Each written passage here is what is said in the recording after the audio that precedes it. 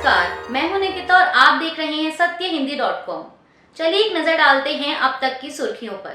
WFI अध्यक्ष और BJP सांसद बृजभूषण सिंह के खिलाफ नाबालिग पहलवान द्वारा बयान बदले जाने के बाद विनेश फोगाट का एक बड़ा बयान सामने आया है।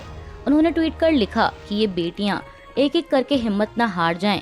इंसाफ की इस लड़ाई में हो रही देरी के कारण परमात्मा सबको हिम्मत दे। वहीं इससे पहले भी विनेश फोगाट ने इसी मामले से जुड़ा एक और ट्वीट किया था, जिसमें उन्होंने लिखा था कि डर और भय के माहौल में क्या बेटियों को इंसाफ मिल पाएगा।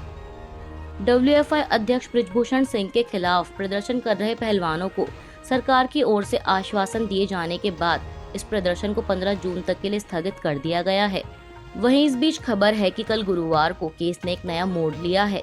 दरअसल नाबालिग पहलवान के पिता ने न्यूज एजेंसी पीटीआई से बातचीत के दौरान कहा कि बदले की भावना में उन्होंने डब्ल्यूएफआई अध्यक्ष बृजभूषण सिंह के खिलाफ झूठी शिकायत दर्ज कराई। अब गलती सुधारना चाहते हैं। वह चाहते हैं कि अदालत में नहीं बल्कि सच सभी के सामने आ जाए। उन्होंने पीटीआई से कहा कि लखनऊ में 2022 एशियाई अंडर 17 चैंपियनशिप के ट्रायल में उनकी बेटी फाइनल में हारकर भारतीय टीम में जगह नहीं बना सकी थी और उन्होंने रेफरी के फैसले के लिए बृजभूषण को दोषी ठहराया। उन्होंने कहा कि मैं बदले की भावना से भर गया था क्योंकि रेफरी के एक फैसले से मेरी बच्ची की 1 साल की मेहनत बेकार हो गई थी।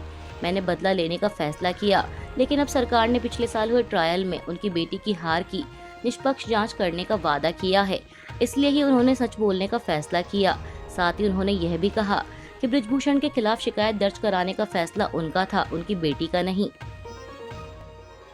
महाराष्ट्र के बीजेपी नेता नीलेश राणे ने गुरुवार को मराठी भाषा में ट्वीट कर एनसीपी प्रमुख शरद पवार को औरंगजेब का पुनर्जन्म बताया। राणे ने लिखा कि चुनाव करीब आते ही पवार मुस्लिम समाज के लिए चिंताग्रस्त हो जाते हैं। कभी कभी ऐसा लगता है कि औरंगजेब का पुनर्जन्म यानी शरद पवार हैं। वहीं अब बीजेपी नेता के इस ट्वीट के विरोध में एनसीपी ने आज शुक्रवार 9 जून को मुंबई में जेल भरो आंदोलन करने का ऐलान किया है। 6 महिला पहलवानों द्वारा बृजभूषण सिंह के खिलाफ दर्ज एफआईआर में कथित यौन उत्पीड़न की कई घटनाओं का जिक्र किया गया है, जिसमें से एक शिकायतकर्ता ने कहा है कि पिछले साल मार्च में जब टीम ने लखनऊ में परीक्षण के अंत में एशियाई चैंपियनशिप के लिए एक फोटो खिंचवाई, तब उसने मेरे बटक्स पर हाथ रखा, जिसके बाद महिला पहलवान ने दूर जाने की कोशिश की।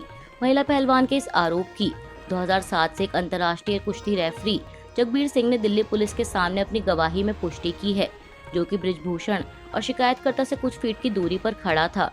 जगबीर सिंह ने इंडियन एक्सप्रेस को बताते हुए कहा कि मैंने उसे उसके बगल में खड़े देखा, उसने खुद को छुड़ाया, धक्का दिया, बुदबुदाई और दूर चली गई। वह राष्ट्रपति के बगल में खड़ी थी, लेकिन फिर सामने आ गई। मैंने देखा कि यह महिला पहलवान कैसी प्रतिक्रिया दे रही थी और वह असहज थी। उसके व्यवहार से यह स्पष्ट था कि उसके साथ कुछ गलत हुआ था। कर्नाटक से शुरू हुआ हिजाब विवाद अब जम्मू कश्मीर तक पहुंच गया है। दरअसल श्रीनगर के विश्व भारती महिला स्कूल की छात्राओं का आरोप है कि उन्हें हिजाब पहनने से रोका जा रहा है। उन्हें हिजाब पहनकर स्कूल में आने की इजाजत नहीं दी जा रही, जिस वजह से छात्राएं स्कूल के बाहर अपना विरोध जता रही हैं। इस मामले को लेकर नेशनल कॉन्फ्रेंस के मुख्य प्रवक्ता तनवीर सादिक ने ट्वीट कर कहा, हिजाब पहनना एक व्यक्तिगत पसंद होना चाहिए। धार्मिक पोशाक के मामलों में कोई हस्तक्षेप नहीं होना चाहिए। मुस्लिम बहुल जम्मू कश्मीर में ऐसी घटनाओं को देखना दुर्भाग्यपूर्ण है। वहीं हिजाब पर हंगामे के बाद स्कूल प्रशासन ने सफाई देते हुए कहा है कि कुछ गलतफहमी की वजह से विवाद हुआ। स्कूल में हिजाब पर कोई बैन नहीं लगाया गया है। छात्राओं को सिर्फ स्कूल के अंदर चेहरा नहीं ढकने के लिए कहा गया था। हालांकि प्रिंसिपल ने बयान जारी कर छात्राओं और अभिभावकों की भावनाओं को ठेस पहुंचाने के लिए खेद जताया। प्रिंसिपल ने कहा, अगर छात्रों या अभिभावकों की भावनाओं को ठेस पहुंची है तो बिना शर्त माफी मांगती हूँ। छात्र अबाया पहन सकते हैं और इस पर कोई प्रतिबंध नहीं लगाया गया है। जम्मू कश्मीर में हिजाब विवाद को लेकर पीडीपी अध्यक्ष महबूबा मुफ्ती ने भी प्रतिक्रिया दी है। मुफ्ती ने कहा कि बीजेपी इस देश को गॉडसे का देश बनाना चाहती है और जम्मू कश्मीर उसके लिए उनकी प्रयोगशाला बन गया है। पहले हमने कर्नाटक में ऐसी घटनाएं देखी और अब कश्मीर में भी हम इसे लागू होते हुए देख रहे हैं। मुफ्ती ने आगे कहा कि प्रतिबंध का आदेश धार्मिक स्वतंत्रता पर हमला है, जिसे बर्दाश्त नहीं किया जाएगा। विदेश मंत्री एस जयशंकर ने गुरुवार को एक बार फिर राहुल गांधी पर उनके अमेरिका में दिए गए बयान को लेकर निशाना साधा। विदेश मंत्री डॉक्टर एस जयशंकर ने एक प्रेस कॉन्फ्रेंस के दौरान कहा कि मुझे नहीं लगता कि विदेश जाकर भारत की बुराई करने से देश में उनकी महत्ता बढ़ेगी। उनकी आदत है कि जब भी वो बाहर जाते हैं तो वह देश की आलोचना करते हैं, हमारी राजनीति के बारे में टिप्पणी करते हैं। विदेश में जाकर घरेलू मुद्दों को रखना सही नहीं है। वहीं अब विदेश मंत्री के इस बयान पर कांग्रेस महासचिव जयराम रमेश ने बिना नाम लिए प्रधानमंत्री नरेंद्र मोदी पर निशाना साधा है। उन्होंने ट्वीट कर लिखा कि जिस व्यक्ति ने राष्ट्रीय राजनीति को देश से बाहर ले जाने की प्रथा शुरू की, वो कोई और नहीं बल्कि वही है जिसने आपको आपका मंत्री पद दिया। मंत्री महोदय, आप इसे जानते हैं लेकिन इसे स्वीकार नहीं करेंगे। इसके अलावा जयशंकर के बयान पर कांग्रेस नेता रणदीप सुरजेवाला ने भी प्रतिक्रिया दी है। समाचार एजेंसी पीटीआई ने सुरजेवाला के हवाले से लिखा कि बीजेपी ने विदेश मंत्री को पुरानी स्क्रिप्ट दे दी है और उन्हें अब एक नई पढ़नी चाहिए।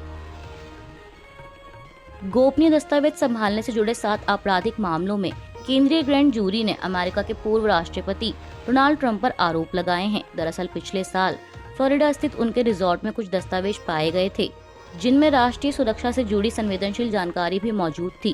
वहीं अब इन आरोपों के बाद डोनाल्ड ट्रंप पहले ऐसे पूर्व अमेरिकी राष्ट्रपति बन गए हैं जिन पर केंद्र की ओर से आपराधिक आरोप लगाए गए हैं। इन आरोपों से उनके राजनीतिक भविष्य पर भी कई सवाल खड़े होते नजर आ रहे हैं, क्योंकि मीडिया रिपोर्ट्स के मुताबिक वह 2024 में दोबारा राष्ट्रपति चुनाव लड़ने पर विचार कर रहे हैं। आपको बता दें कि 77 वर्षीय डोनाल्ड ट्रंप पर दर्जनों वित्तीय अपराधों के आरोप लगे हैं, जिनमें एक एडल्ट फिल्म स्टार पर मुंहबंद रखने के लिए रकम दिए जाने की कथित साजिश भी शामिल है। इस एडल्ट फिल्म स्टार ने ट्रंप के साथ संबंध होने का दावा किया था। अभी के लिए बस इतना ही। बाकी की खबरों के लिए बने रहिए सत्यहिंदी.com के साथ।